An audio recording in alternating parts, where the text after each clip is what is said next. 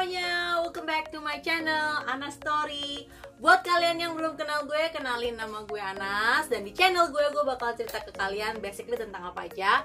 Tapi hari ini gue mau ceritain ke kalian tentang sebuah drama yang baru selesai gue tonton gitu ya. Tapi dramanya itu sedikit membingungkan untuk gue. Tapi ya kita coba-coba sharing-sharing ya. Moga-moga teman-teman sini yang nonton video gue bisa bantu gue untuk menjawab pertanyaan-pertanyaan yang belum selesai.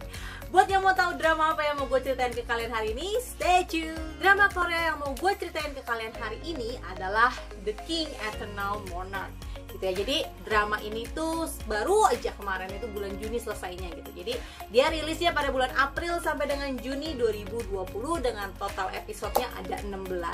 Untuk sutradaranya dari The King Eternal Monarch ini ada Baek Sang Hoon, ada Jung Ji Hyun, ada Yo Jae Won. Dan juga drama ini ditulis oleh Kim Eun Sok yang juga sudah punya karya-karya terkenal lainnya, itu yang menulis Goblin, yang menulis Secret Garden, dan juga Descendant of the Sun gitu ya. Dan masih banyak lagi karya-karyanya Kim Eun Sok ini yang sangat terkenal.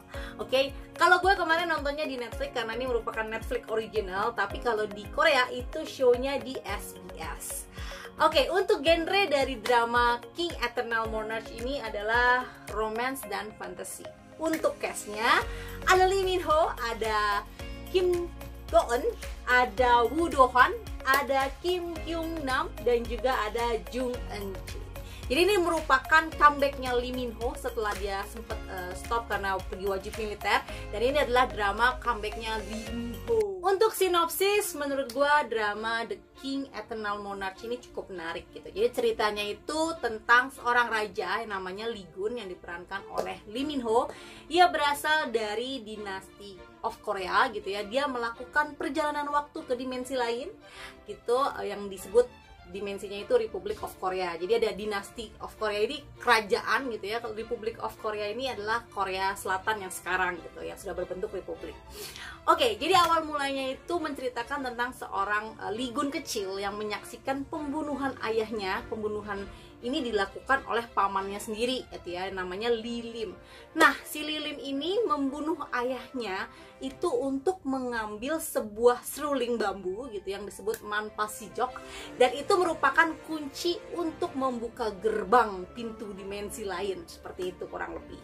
Dan ketika si Lee Gun ini menyaksikan ayahnya dibunuh, dia itu ingin balas dendam gitu. Dia Lee Gun kecil ini tuh tidak berpikir panjang dan dia ingin membunuh si Lee Lim gitu. Tapi ternyata tidak bisa.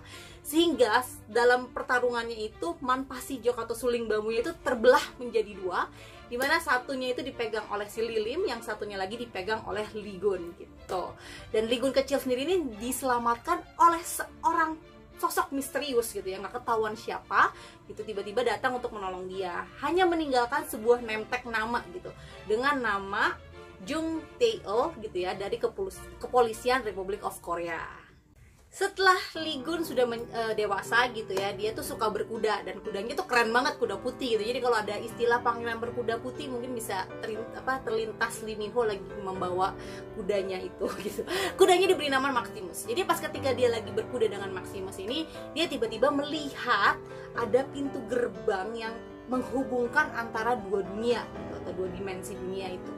Dan akhirnya dia bisa menembus ke dalam gerbang itu dan sampailah ia ke Republic of Korea gitu. Dan dia bisa bertemu dengan si Jung Tae-il yang diperankan oleh Kim Go Eun ini.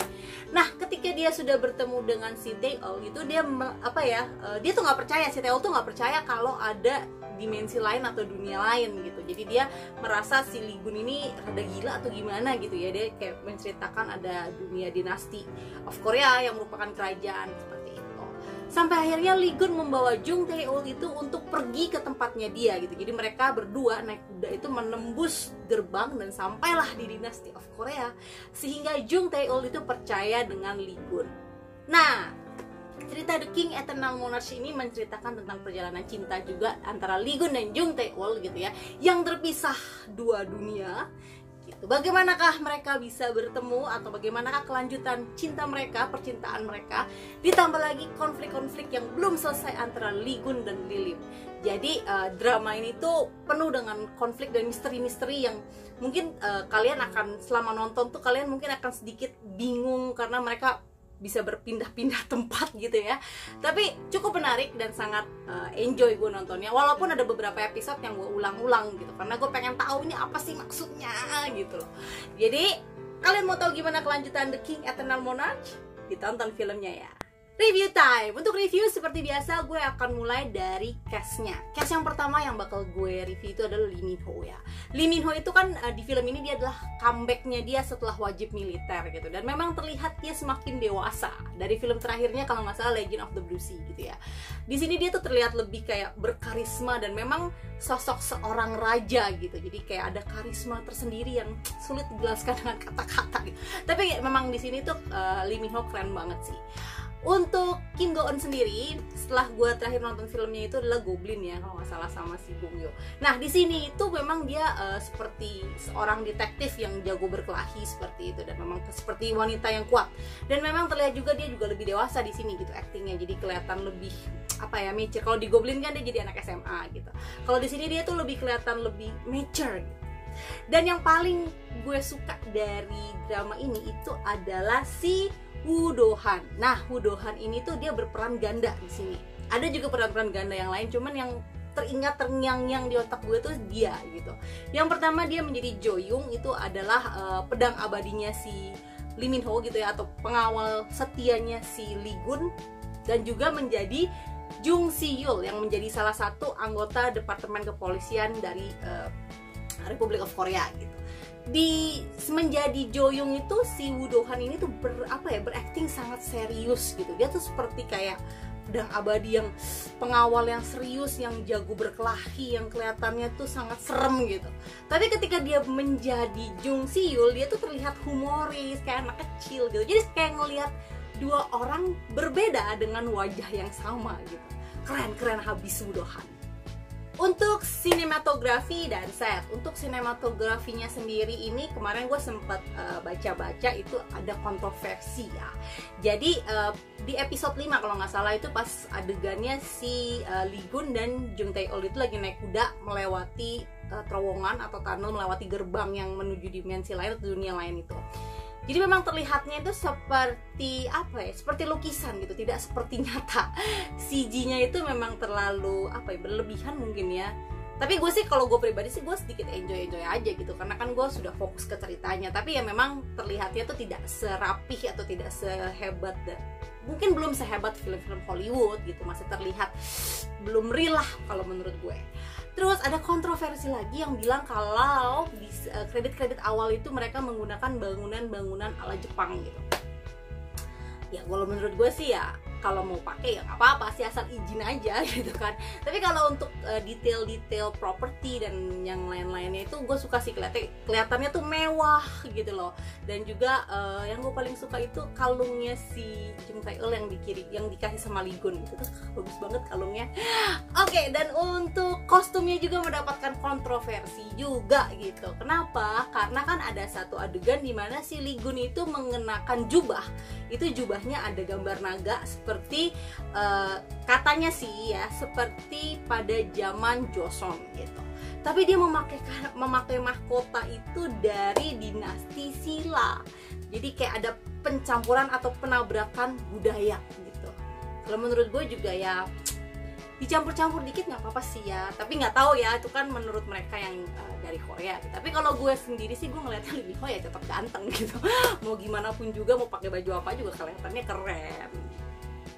Soundtrack, untuk soundtracknya bagus-bagus sih, satu album itu bagus-bagus semua. Cuman yang gue suka itu ada 4. Yang pertama itu Zion, judulnya I Just Want to Stay With You. Yang kedua ada Yongzo, itu judulnya Maze.